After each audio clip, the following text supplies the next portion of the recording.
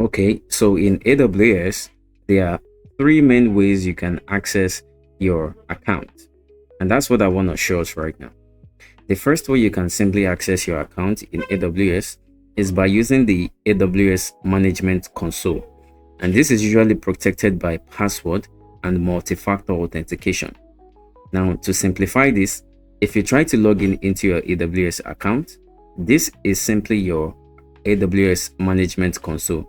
Okay, and you can see it says console home, right? It's just a normal way you log in into your AWS.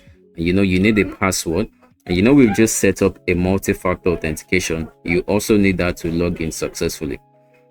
Now, the second way you can log in into your AWS is by using the AWS Command Line Interface, or you can usually call that the CLI.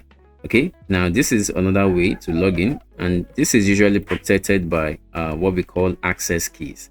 Okay, so well, you can just watch me as I practice on this second way to log in. Okay, you don't necessarily need it. Okay, but I'll just show you how to do it, and you can just watch me while I do it.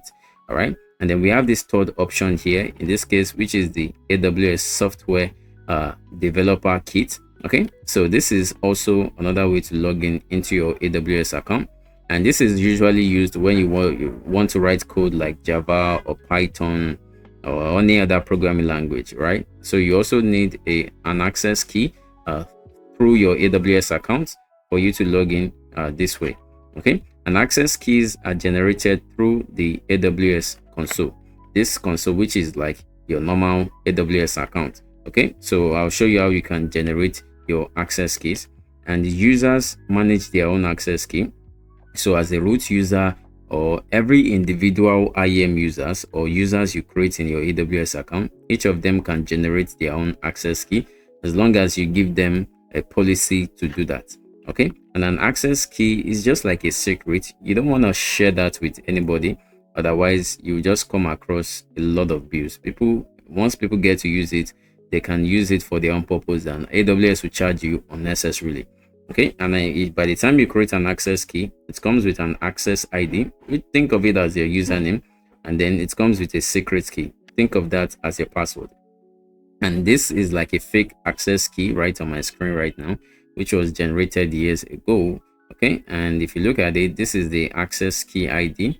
Okay, and it will show you whether it's active or not, and you can also make it inactive in case it has been exposed. All right, so this is how an access key is usually like. It's kind of like short, just like the way you see it, and the secret key is like your password, is a more longer bunch of alphabets and numbers all together. Okay, so remember, you should not share your access keys right in this case. Okay, good. So let me show you practically how to set up your CLI right in this case. So this is the only practical I want to show you now. Now, you don't have to follow me, you can just watch it out. It's not necessary. If you want to follow me, that's also good, by the way.